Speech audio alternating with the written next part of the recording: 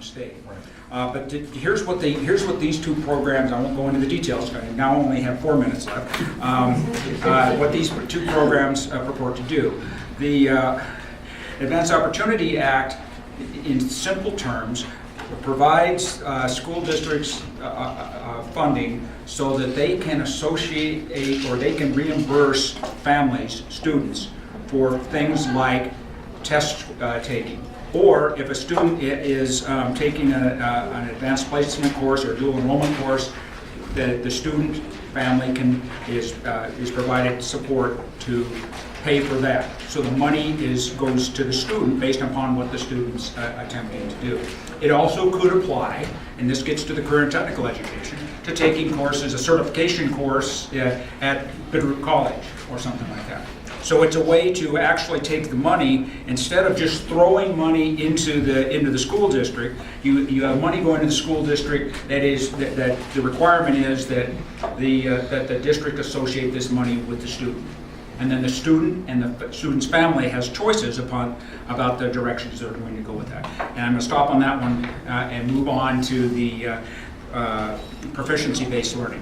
Proficiency-based learning, in simple terms, requires a district, and they can do this on a school-by-school basis, but if the school district chooses to do this, what they do is, instead of saying proficiency is judged at the end of each school year, in subjects you are proficient once you meet standards that the school district has applied, you have met that standard. You don't have, and you can move on and do something else within the school context. It provides. Give an example.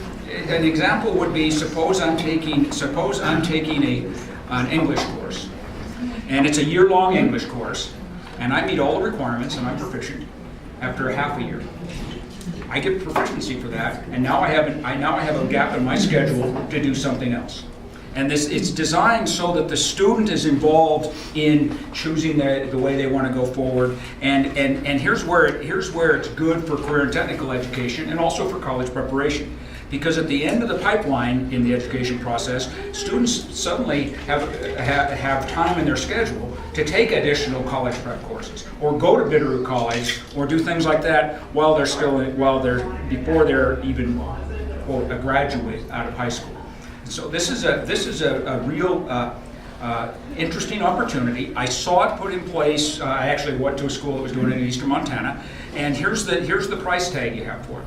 You go into the school district, and now some students, just because of the way they are in a traditional classroom setting. But most students are interacting, are not sitting in a traditional classroom. There's all sorts of different activities going on all over the place, and it's not chaos, because the teachers are managing the individual students.